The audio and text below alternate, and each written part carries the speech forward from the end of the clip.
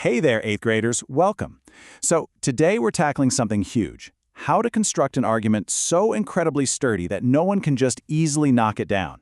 Whether you're writing an essay for class, trying to persuade your parents about something, or just figuring out where you stand on a really big issue, you need to know how to become an architect of truth. Let's dive in. You know, human nature's pretty fascinating. Have you ever listened to a friend complain about a situation and you're just like, wow, you are totally right, until you actually hear the other person's version of the story? Yeah, we've all been there. This proverb perfectly shows us that everyone sounds right at first, and that is exactly why we need to know how to carefully examine and build strong arguments. We aren't just trying to win fights here, we're trying to uncover the real truth. All right, here's our game plan for today. We'll start with building strong arguments. Then we'll look at the foundation, which is your claim. Next, the walls, your reasons, followed by the beams, which is solid evidence. After that, we'll spend some time testing your argument skills, and we'll wrap up with the godly learner's mind. Section 1. Building strong arguments, the architect of truth. Let's look at the big picture of what actually makes an argument convincing. Remember, you're not just memorizing facts today, you're learning how to build. If you've ever watched a courtroom drama, you know a lawyer can't just stand up, slam their hand on a desk and yell, "My client is innocent," and expect the judge to just go along with it, right? They have to build a case. Every single part has a vital role in proving the truth. Whether you're writing a persuasive essay or making a big life decision, understanding how to structure your case ensures that people will actually take you seriously. So, strong arguments are exactly like sturdy buildings. They completely rely on three main things to stand tall. First, the foundation. Then, the walls. And finally, the heavy support beams. If literally any one of these is missing, your argument is going to crumble the second someone pushes back on it.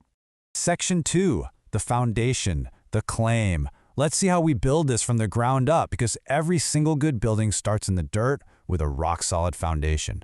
Your claim is that foundation. It's the absolute main point you're trying to prove. Without a clear, specific, and totally debatable claim, your building has literally nothing to stand on. It's just going to collapse.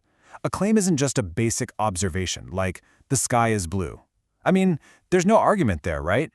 A claim is a stance. It's a firm position you're taking that someone else could actually reasonably disagree with. Here's a great example. School should start later to improve student health. This works perfectly because it takes a definitive stance. It's not wishy-washy. It's not just saying, man, I'm tired in the morning. It takes a clear position that someone else could respectfully debate. Maybe they think school should start earlier. And that means we have a solid, debatable foundation to build on. Section 3. The walls. Your reasons. Because once your foundation is poured, you definitely need walls to give your argument some actual shape and structure. You can't just have a concrete slab and call it a house. This brings us to the walls, your reasons. Think of your reasons as the vital logic that literally holds the roof up. Without them, your claim is just an empty statement sitting out on the lawn. A reason answers a very simple question, why? Why should I believe your claim? It's the logical support that connects directly back to your main point. Going back to our school start times, a solid reason would be starting later allows teens to get more sleep, which improves focus and mood. Notice how that connects right back to our health claim? It offers a highly logical explanation of exactly why school should start later. If you just said, school should start later because I want to play video games until 2 a.m., well, that's a reason, but it's a super weak wall. Improved focus and mood? Now that is a sturdy wall. Section 4. The beams, solid evidence. Because walls just aren't enough on their own. They need heavy beams to survive a storm.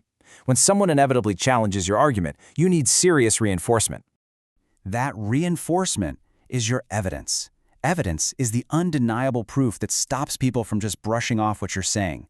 Remember, your reason is your logical explanation, but your evidence, that's the cold, hard facts. It's the data, the historical records, or the scientific studies that prove you aren't just making things up on the spot. So here is our support beam.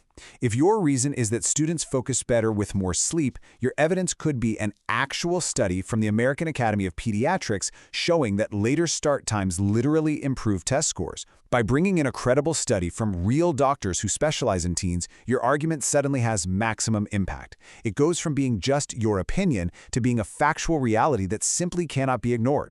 Section 5. Testing your argument skills. Okay, it's time to put on our hard hats and inspect a few buildings to see how well you can spot a strong versus a weak construction. Look at the weak claim here. School lunches are bad. Okay, bad how? Do they taste bad? Are they too expensive? It's really just a vague complaint. But now look at the strong claim. Schools must serve healthier lunches to improve student energy and focus. See the difference? It's specific, it's actionable, and it is completely ready to be built upon with strong reasons. So let's build this out together. If our foundation is that schools must serve healthier lunches, what's a great wall we could build? Well, a really good reason would be that nutritious food provides long-lasting energy, keeping you from crashing at your desk at 2 p.m. That directly connects back to our claim about improving energy and focus. This is where people get tripped up the most. What's the true difference between a reason and evidence? Always remember this. A reason is your logical explanation. It's the why. But evidence?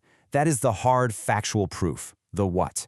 So, if your reason is nutritious food gives long-lasting energy, your evidence would be a nutrition study showing the actual effects of sugar crashes on brain activity.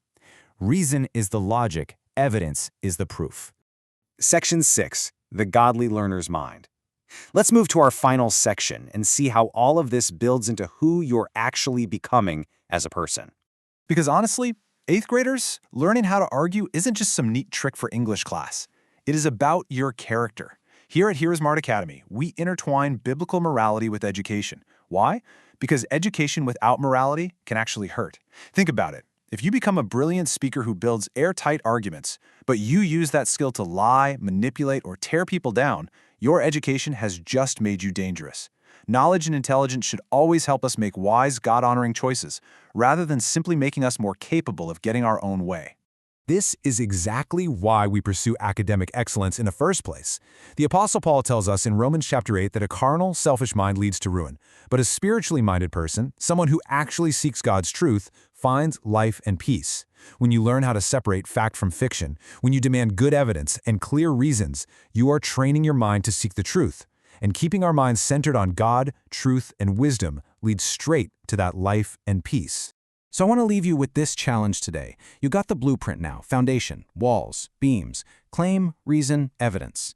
As you go through life, in your homework, talking with your friends, scrolling social media, will you use your growing intellect simply to win petty arguments, or will you use it to build sturdy structures of truth that truly honor God? Look at the arguments around you this week. Are they built on sand, or are they on solid rock? Keep your mind centered on truth and start building.